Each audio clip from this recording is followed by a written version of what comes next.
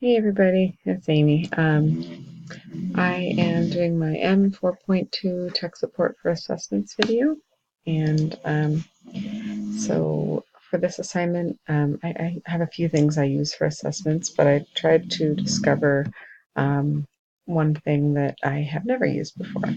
So the first thing I did was I went to lynda.com as suggested by Professor O'Connor, and I don't remember exactly what I searched, but it was something along the lines of using technology for assessments. And test my screen. And so this came up, this video, and he talks about a few different options, but he focuses mainly on Google Forms, which I actually use quite a bit on a daily basis. So I actually was just working on one for my US history class.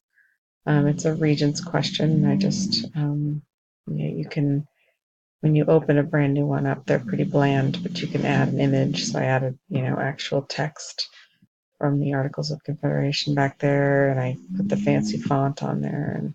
And I basically just used the snipping tool and got this image from a Regents question source, plopped it right in there, and this is sort of the question that it asks. It's not multiple choice, so there's short answer and long answer questions.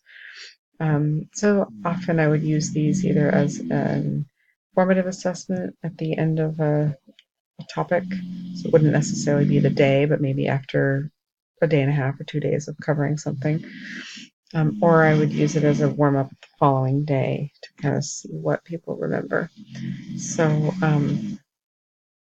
this one is pretty straightforward. And then I was going to show you the responses are where you see what they've done. So obviously I haven't given this to them yet. They're going to do it tomorrow.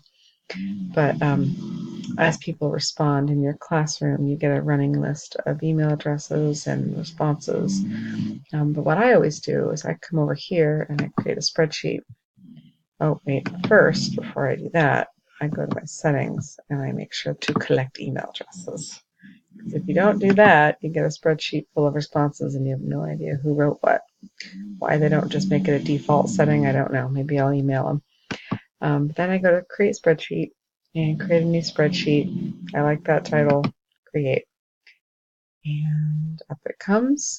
And now as the kids submit their work, I get a timestamp, I get their email address, and I get their responses. And I can blow these up, make them larger so that they're easier to read, which is what I usually do.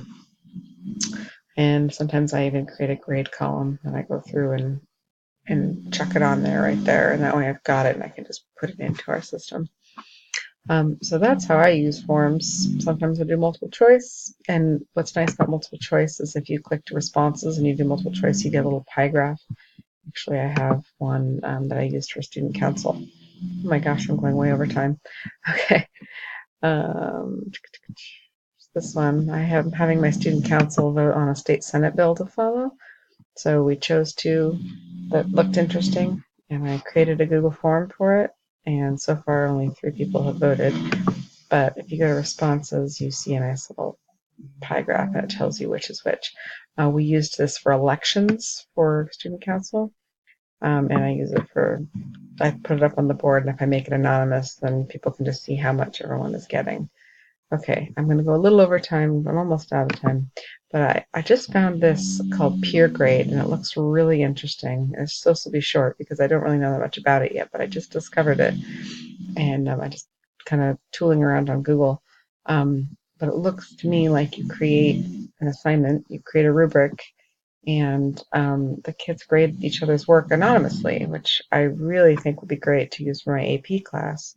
And I looked onto some of the pre-existing rubrics, and they have AP rubrics you can use so that the kids can score each other's work using an AP rubric, which is pretty valuable. So that's it. I'm over time, but these are some good assessment tools.